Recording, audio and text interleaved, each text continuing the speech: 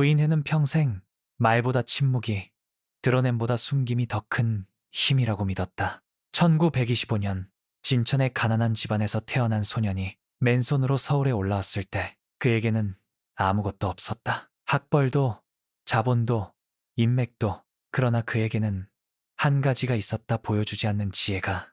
70년이 흐른 뒤 LG그룹 창립자가 된 그는 임종을 앞두고 단 한 번 입을 열었다.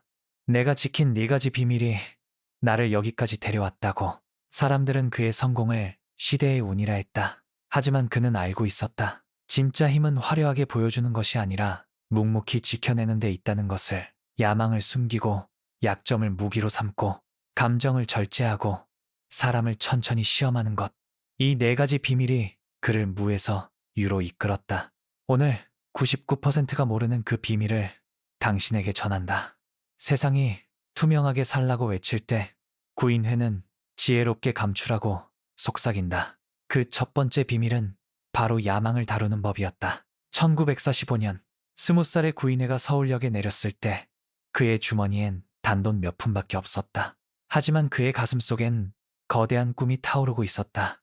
언젠가 조선 최고의 기업을 세우겠다. 그런데 그는 이상한 일을 했다. 그 꿈을 아무에게도 말하지 않은 것이다. 대신 그는 종로의 작은 포목점에서 점원으로 시작했다. 아침 일찍 나와 가게 문을 닫고 손님에게 고개 숙여 인사하고 장부를 꼼꼼히 정리했다. 주인은 이 진천 출신 청년을 성실하지만 야망 없는 아이라고 평가했다. 그것이 바로 구인회가 원한 것이었다. 그는 일찍이 깨달았다.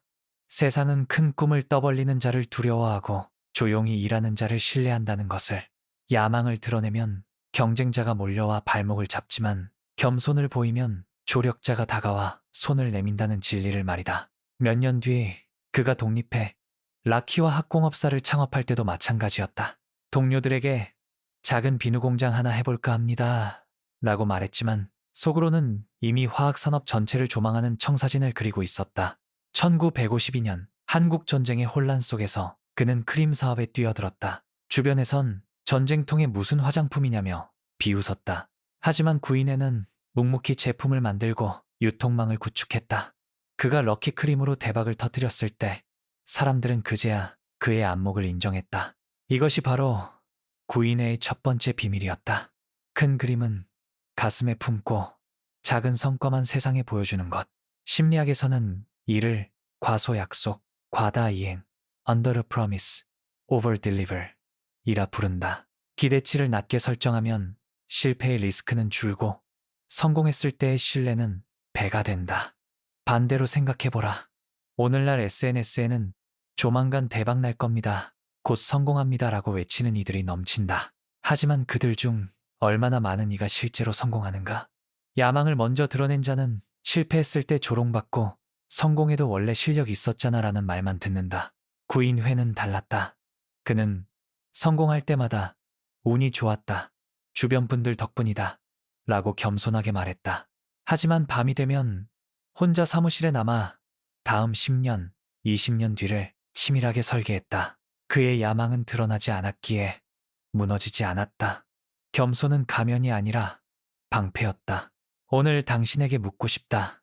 당신은 지금 꿈을 떠벌리고 있는가?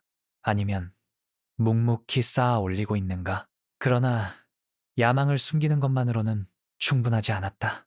구인회는 두 번째 비밀도 알고 있었다. 때로는 약점을 드러내는 것이 최고의 무기가 된다는 것을. 1958년 구인회는 일본의 라이온 치약과 기술 제휴 협상을 위해 도쿄로 향했다. 회의실에 들어선 그는 낡은 양복을 입고 있었고 가방은 해졌으며 통역도 서툴렀다. 일본 임원들은 속으로 웃었다. 가난한 조선의 사업가가 우리에게 무엇을 줄 수 있을까? 그것이 바로 구인회가 원한 반응이었다. 협상이 시작되자 구인회는 일부러 기술은 잘 모르겠습니다. 우리는 아직 규모가 작습니다. 라고 말했다. 상대는 점점 방심했고 로열티 비율을 낮게 제시했다. 구인회는 고개를 끄덕이며 계약서에 서명했다. 하지만 그들은 몰랐다. 그 순간 구인회의 가방 안에는 이미 한국 시장 전체를 분석한 치밀한 보고서가 들어있었다는 것을. 그가 작은 회사라고 말한 라키화학은 이미 전국의 유통망을 구축한 상태였고 자본금도 충분히 확보되어 있었다는 것을. 3년 뒤 럭키 치약은 한국 시장을 석권했다. 일본 측은 그제야 깨달았다. 자신들이 가난한 조선인이라고 무시했던 그 남자가 실은 호랑이였다는 것을. 이것이 구인회의 두 번째 비밀이다. 약점은 드러내되 강점은 숨겨라. 그는 협상 테이블에서 항상 을의 위치를 자처했다. 우리가 배워야 합니다. 도움이 필요합니다. 라고 겸손하게 말했다. 상대가 우월감을 느끼는 순간 경계는 무너지고 조건은 유리해졌다. 하지만 내부적으로는 달랐다. 그는 매일 밤 재무제표를 점검하고 인맥을 관리하고 기술 자료를 연구했다. 진짜 강점은 아무도 모르게 축적하되 겉으로는 절대 드러내지 않았다. 현대 협상 이론에서는 이를 정보 비대칭 인포메이션이라 부른다. 상대가 내 카드를 모를 때 나는 주도권을 쥐게 된다. 구인회는 일찌감치 이 원리를 체득했다. 그가 1960년대 석유화학 사업에 뛰어들 때도 마찬가지였다. 정부와 외국 기업들은 락키화학이 무슨 석유화학이냐며 의심했다. 구인회는 반박하지 않았다. 대신 조용히 해외 전문가를 영입하고 자본을 모으고 부지를 확보했다. 그리고 마침내 여천공단이 가동되었을 때 세상은 놀랐다. 저 겸손한 사업가가 사실은 한국 화학 산업의 미래를 설계하고 있었다는 것을. 오늘날 우리는 어떤가? SNS에 학력을 자랑하고 연봉을 과시하고 인맥을 드러낸다. 그 순간 경쟁자는 당신의 약점을 찾아내고 시기하는 이는 발목을 잡는다. 구인회는 정반대로 살았다. 약점은 무기처럼 꺼내들고 강점은 방패처럼 감췄다. 당신은 지금 무엇을 드러내고 무엇을 숨기고 있는가? 혹시 강점을 자랑하느라 정작 지켜야 할 것을 잃고 있진 않은가? 그러나 겉모습을 조절하는 것만으론 충분치 않았다. 구인회는 알고 있었다. 진짜 싸움은 내면에서 일어난다는 것을. 감정을 다스리지 못하면 아무리 전략이 완벽해도 무너진다는 것을. 1962년 어느 겨울밤 구인회는 사무실 책상 앞에서 떨리는 손으로 장부를 들여다보고 있었다. LG화학 설립을 위해 빌린 돈은 천문학적이었다. 은행 이자는 눈덩이처럼 불어났고 공장 건설은 예산을 초과했으며 판로는 아직 열리지 않았다. 이대로 가면 파산이었다. 그의 이마에는 식은땀이 흘렀다. 가슴은 두려움으로 짓눌렸다. 하지만 다음 날 아침 그는 공장 직원들 앞에 서서 환하게 웃으며 말했다. 여러분, 우리는 반드시 성공합니다. 제가 책임지겠습니다. 직원들은 그의 미소를 보며 안심했다. 사장님이 저렇게 여유 있는 걸 보니 분명 해결책이 있을 거라고 믿었다. 하지만 그날 밤 구인회는 혼자 일기장을 펼쳤다. 그리고 떨리는 손으로 적었다. 두렵다. 정말 두렵다. 하지만 이 두려움은 나만의 것이어야 한다. 내가 무너지면 모두가 무너진다. 이것이 구인회의 세 번째 비밀이었다. 감정은 속으로 삼키고 결정은 밖으로 당당히 내보이는 것. 그는 평생 세 가지 감정 원칙을 지켰다. 첫째, 화는 삼킨다. 협력업체가 약속을 어겨도 정부가 불합리한 규제를 해도 그는 회의 테이블에서 결코 화를 내지 않았다. 대신 미소 지으며 다시 한번 생각해 봅시다 라고 말했다. 분노는 밤에 혼자 걷거나 일기를 쓰며 정리했다. 둘째, 기쁨은 나눈다. 성공했을 때는 직원들과 함께 축하했다. 이것은 우리 모두의 성과입니다 라고 말하며 보너스를 나눴다. 하지만 그 기쁨조차 과하게 드러내지 않았다. 왜냐하면 과도한 기쁨은 다음 위기 앞에서 약점이 되기 때문이다. 셋째, 두려움은 혼자 사귄다. 리더의 두려움은 전염병과 같다.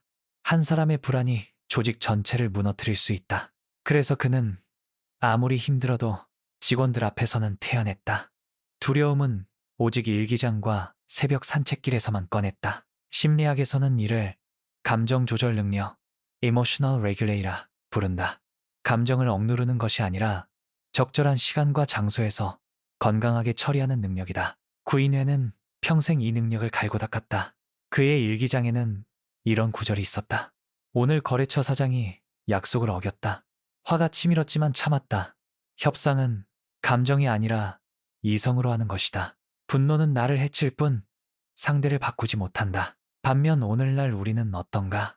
SNS에 화를 쏟아내고 불안을 실시간으로 공유하고 작은 성공에도 과도하게 흥분한다. 그 순간 우리는 약점을 드러낸다. 감정을 이용해 우리를 조종하려는 이들에게 무기를 쥐어주는 것이다. 구인회는 달랐다. 겉으로는 평온했지만 속으로는 폭풍이 몰아쳤다. 하지만 그는 그 폭풍을 혼자 견뎌냈다. 그래야만 배가 침몰하지 않는다는 걸 알았기 때문이다.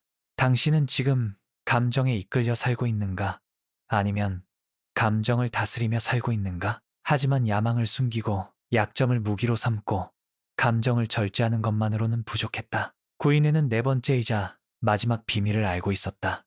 바로 누구를 내 곁에 둘 것인가 하는 문제였다. 1947년 구인회는 한 사업가를 만났다. 그 사람은 유창하게 말했고 거창한 계획을 늘어놓았으며 함께하면 반드시 성공한다고 장담했다. 구인회는 미소 지으며 고개를 끄덕였다. 하지만 계약서에는 서명하지 않았다. 대신 이렇게 말했다. 좋습니다. 그럼 다음 주 점심 약속을 잡읍시다. 그 사람은 약속을 어겼다. 구인회는 다시 약속을 잡았다. 또 어겼다. 세 번째도 마찬가지였다. 구인회는 그와 다시는 만나지 않았다. 밥 한 끼 약속도 못 지키는 사람이 어떻게 100만 원짜리 사업 약속을 지키겠는가? 이것이 구인회의 네 번째이자 마지막 비밀이었다. 사람을 급히 믿지 말고 시간이 증명할 때까지 지혜로운 거리를 두는 것. 그는 평생 사람을 세 단계로 시험했다. 첫째, 작은 약속. 내일 오전 10시에 만나자. 이 자료 다음 주까지 부탁한다. 이런 사소한 약속을 지키는지 관찰했다. 말은 누구나 할 수 있지만 작은 실천은 진심을 드러낸다. 둘째, 위기 앞에서의 태도. 사업이 순조로울 땐 누구나 웃으며 함께한다. 하지만 위기가 오면 진짜 얼굴이 드러난다. 구인회는 일부러 작은 위기 상황을 만들어 상대의 반응을 지켜봤다. 도망가는가? 아니면 함께 해결책을 찾는가? 셋째, 시간의 일관성. 1년, 2년이 지나도 같은 태도를 유지하는가? 처음엔 성실하다가 나중엔 해이해지는 사람들이 많았다. 구인회는 최소 1년은 지켜본 뒤에야 진짜 신뢰를 주었다. 그러나 그도 실수한 적이 있었다. 1950년대 초 한 동업자를 너무 빨리 믿었다가 큰 배신을 당했다. 그 사람은 회사 자금 일부를 빼돌렸고 구인회는 몇 달간 빚에 시달렸다. 그날 밤 그는 일기에 이렇게 썼다. 사람을 보는 눈이 부족했다.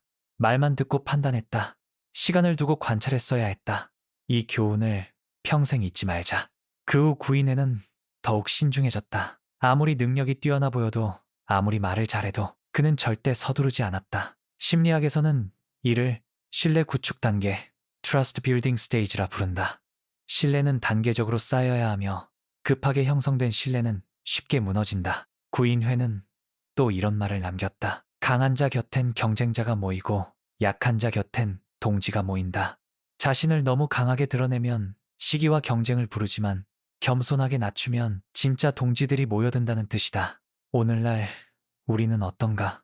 명함 한 장 받고 인맥이라 부르고 SNS에서 댓글 몇 개 주고받고 친구라 생각한다. 네트워킹 행사에서 30분 대화하고 사업 파트너를 찾았다고 믿는다. 하지만 구인회는 경고한다. 빠른 친밀감은 빠른 배신으로 이어진다고. 그는 평생 진짜 동지를 찾는데 시간을 아끼지 않았다. 수십 명을 만나고 수년을 관찰하고 수백 개의 작은 약속을 확인한 끝에 단 몇 명의 진짜 사람을 얻었다. 그리고 그 몇 명이 LG제국의 기둥이 되었다. 당신은 지금 얼마나 많은 사람과 연결되어 있는가? 그중 진짜로 당신 곁을 지킬 사람은 몇 명인가? 혹시 숫자에 속고 말에 속고 겉모습에 속고 있진 않은가? 구인회의 네 가지 비밀이 모두 드러났다. 하지만 이것으로 끝이 아니다. 이 네 가지는 따로 작동하지 않는다. 서로 얽히고 지탱하며 하나의 시스템을 이룬다. 다음 장에서 그 비밀스러운 연결고리를 풀어보자. 1967년 구인회는 인생 최대의 도박을 앞두고 있었다. 석유화학 사업 진출이었다. 자본은 천문학적으로 필요했고 기술은 없었으며 정부의 허가도 불확실했다. 한 가지라도 틀어지면 회사 전체가 무너질 수 있는 상황이었다. 바로 그때 구인회의 네 가지 비밀이 하나의 시스템으로 작동하기 시작했다. 먼저 그는 야망을 숨겼다. 기자들과 경쟁사에게는 작은 화학 공장 하나 더 지을까 합니다. 라고 말했다. 하지만 속으로는 이미 한국 석유화학 산업 전체의 청사진을 그리고 있었다. 야망을 드러냈다면 경쟁자들이 먼저 움직였을 것이다. 동시에 그는 약점을 전략적으로 드러냈다. 정부와 외국 기업에게 우리는 기술이 부족합니다. 도움이 필요합니다라고 겸손하게 말했다. 상대는 우월감을 느끼며 유리한 조건을 제시했다. 하지만 그들은 몰랐다. 구인회가 이미 해외 전문가들을 몰래 영입하고 있었다는 것을. 감정도 철저히 통제했다. 내부적으로는 매일 밤 불안에 떨었지만 직원들 앞에서는 태연히 웃으며 우리는 해낼 수 있습니다. 라고 말했다. 만약 그가 두려움을 드러냈다면 조직 전체가 흔들렸을 것이다. 마지막으로 사람을 신중하게 선택했다. 이 거대한 프로젝트를 함께할 동지들을 급히 모집하지 않았다. 수년간 함께 일하며 검증된 사람들만 핵심팀에 배치했다. 배신자 하나가 섞여 있었다면 모든 계획이 누설되었을 것이다. 이렇게 네 가지 비밀이 톱니바퀴처럼 맞물려 돌아갔다. 그리고 1970년 여천서 규화학단지가 가동되었을 때 세상은 놀랐다. 저 겸손한 사업가가 한국 산업사의 판도를 바꿔놓았다는 것을. 구인회는 이렇게 말했다. 이 네 가지는 테이블의 네 다리와 같다. 하나라도 짧으면 테이블은 기운다. 야망만 숨기고 감정을 통제하지 못하면 어느 순간 폭발해 모든 계획이 드러난다. 약점을 무기로 삼되 사람을 제대로 보지 못하면 그 약점을 이용당한다. 감정을 절제하되 야망이 없으면 그저 참기만 하는 사람이 될 뿐이다. 오늘날 많은 사람들이 착각한다. 나는 말을 잘하니까, 나는 기술이 뛰어나니까, 나는 인맥이 많으니까 한 가지만 잘하면 된다고 믿는다. 하지만 구인회는 경고한다. 인생은 한 가지 능력의 게임이 아니다. 야망, 약점, 감정, 사람, 이 네 가지를 균형 있게 다룰 줄 아는 사람만이 끝까지 서 있을 수 있다. 당신은 지금 네 다리를 모두 단단히 세우고 있는가? 아니면 한두 개에만 의지하며 불안하게 균형을 잡고 있는가? 1960년대 구인회가 사용한 이 네 가지 비밀은 옛날 이야기가 아니다. 오히려 SNS와 초연결 시대인 지금이야말로 더욱 절실한 지혜다. 다음 장에서 현대사회에 이 원칙들을 어떻게 적용할 수 있는지 살펴보자. 1970년대 구인회가 대기업 회장이 되었을 때 그는 여전히 낡은 승용차를 타고 다녔다. 기자들이 물었다. 왜 좋은 차를 사지 않으십니까? 그는 웃으며 대답했다. 차는 A에서 B로 가는 도구일 뿐입니다. 만약 구인회가 2025년에 살았다면 어땠을까? 아마도 그는 SNS 계정을 가지고 있을 것이다. 하지만 그의 프로필은 비어 있을 것이다. 명품 가방도, 해외여행 사진도, 성공한 기업인이라는 자랑도 없을 것이다. 왜냐하면 그는 알고 있었으니까. 드러내는 순간 그것은 약점이 된다는 것을. 오늘날 우리는 스마트폰 하나로 모든 것을 세상에 공개한다. 그리고 구인회의 네 가지 비밀을 하나씩 무너뜨린다. 첫째, 야망을 드러낸다. 올해 목표는 억대 연봉. 3년 안에 사업가 될 겁니다. SNS에는 이런 선언들이 넘친다. 하지만 구인회는 경고한다. 야망을 먼저 드러낸 자는 실패했을 때 조롱받고 성공해도 시기를 산다. 침묵 속에서 쌓아 올린 사람만이 진짜 존중을 받는다. 둘째, 강점을 과시한다. 명품 시계, 고급 레스토랑, 비즈니스 클래스 티켓. 우리는 강점을 증명하려 애쓴다. 하지만 구인회의 원칙을 기억하라. 강점을 드러내면 경쟁자가 몰리고 약점을 보이면 조력자가 모인다. 오늘날 플렉스 문화는 겉모습만 화려한 빈 껍데기를 양산한다. 셋째, 감정을 즉각 표출한다. 화나면 분노 트윗을, 슬프면 우울 포스팅을, 흥분하면 과도한 자축을. 하지만 이 모든 감정은 디지털 발자국으로 남아 평생 당신을 따라다닌다. 구인회가 일기장에 감정을 정리했던 것처럼 우리도 내면에서 먼저 처리해야 한다. 넷째, 인맥을 숫자로 자랑한다. 팔로워 10만, 친구 5,000명. 하지만 진짜 위기가 왔을 때 당신 곁을 지킬 사람은 몇 명인가? 구인회는 수십 년 걸려 몇 명의 진짜 동지를 얻었다. 오늘날 우리는 30초 만에 친구를 얻지만 30분 만에 잃는다. SNS의 가장 큰 함정은 즉각적 보상이다. 좋아요를 누를 때마다 도파민이 분비되고 우리는 더 많이 드러내고 싶어진다. 하지만 이 즉각적 만족은 장기적 신뢰를 갉아먹는다. 만약 구인회가 SNS를 사용했다면 그는 이렇게 했을 것이다. 겉으로는 평범한 일상 책 읽는 모습, 산책하는 사진을 가볍게 올리되 진짜 계획과 야망은 철저히 숨긴다. 성공을 자랑하지 않고 실패를 즉각 공유하지 않으며 감정을 절제하고 온라인 인맥을 오프라인에서 천천히 검증한다. 그의 철학은 명확했다. 겉은 가볍게, 속은 단단하게. 오늘날 대부분의 사람들은 정반대로 산다. 겉은 화려하게 꾸미지만 속은 텅 비어 있다. SNS 프로필은 빛나지만 실제 삶은 불안하고 흔들린다. 당신은 어느 쪽인가? 드러냄의 유혹에 굴복하고 있는가? 아니면 지혜롭게 감추며 진짜를 쌓고 있는가? 이제 이론은 충분하다. 구체적으로 무엇을 해야 할까? 다음 장에서 오늘부터 당장 실천할 수 있는 체크리스트를 제시한다. 구인회는 평생 단 하루도 일기를 거르지 않았다. 그의 일기는 화려한 성공담이 아니었다. 오히려 자기 점검의 기록이었다. 오늘 나는 어떤 실수를 했는가? 어떤 감정이 흔들렸는가? 누구를 너무 빨리 믿었는가? 이 질문들이 그를 흔들리지 않게 만들었다. 이제 당신도 시작할 차례다. 구인회의 4가지 비밀을 일상에서 실천하기 위한 구체적 체크리스트를 소개한다. 매일 저녁 10분만 투자하라. 작은 점검이 인생을 바꾼다. 첫 번째 점검. 야망. 질문. 오늘 내 목표나 계획을 누구에게 말했는가? Yes. 그 사람이 정말 알아야 할 사람이었나? 혹시 자랑하고 싶은 욕구 때문은 아니었나? No. 좋다. 계속 가슴속에 품고 묵묵히 실천하라. 개선 방안. SNS나 모임에서 곧 대박 날 겁니다. 같은 말을 참아라.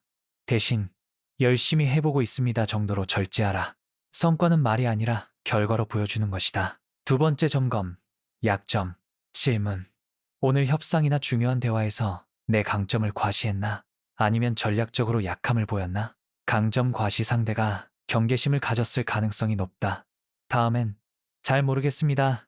도움이 필요합니다라고 말해보라. 전략적 약함 훌륭하다. 하지만 진짜 약점은 철저히 감춰뒀는가? 개선 방안. 협상 전에 2가지 리스트를 만들어라. 말의 보여줄 약점저. 말의 절대 보여선 안 될 약점.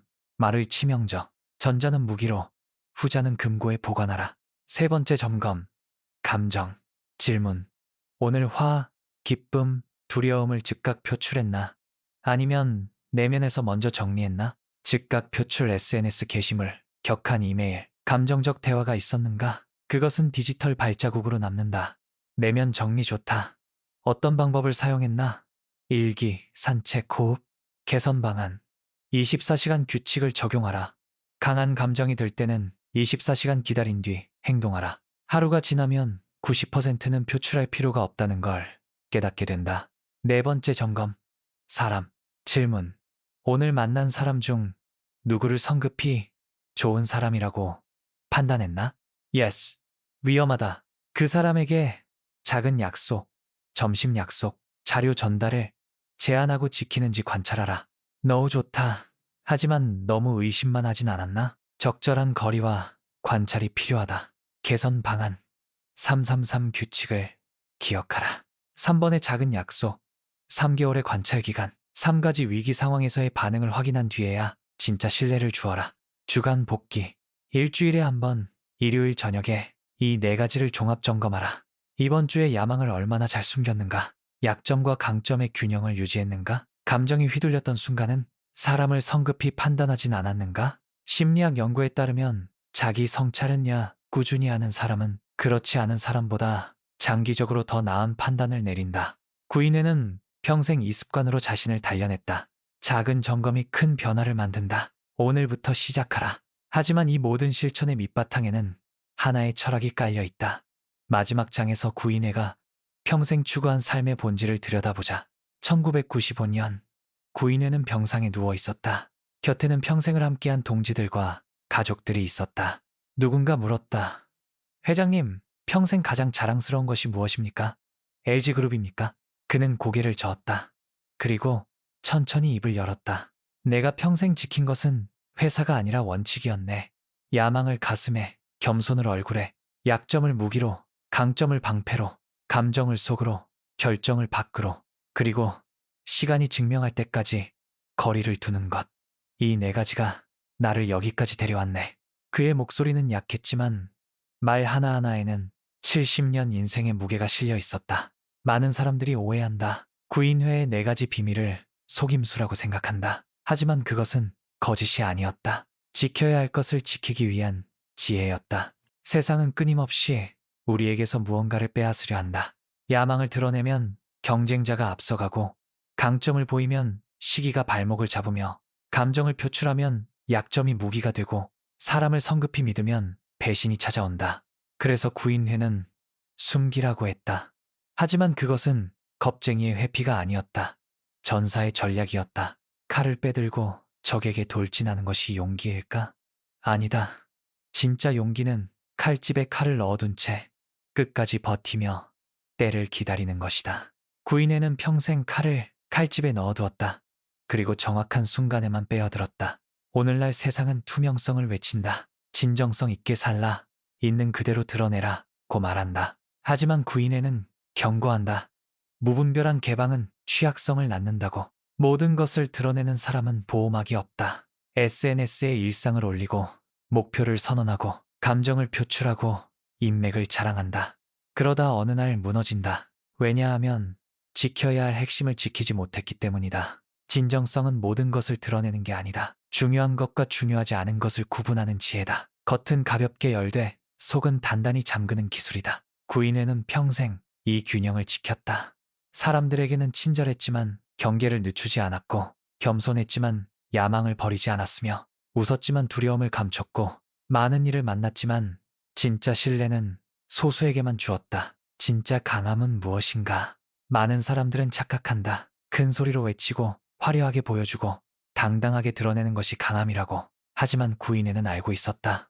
진짜 강함은 조용히 견디고 묵묵히 쌓아 올리고 끝까지 지켜내는 인내라는 것을. 드러내는 것은 쉽다. 누구나 할 수 있다.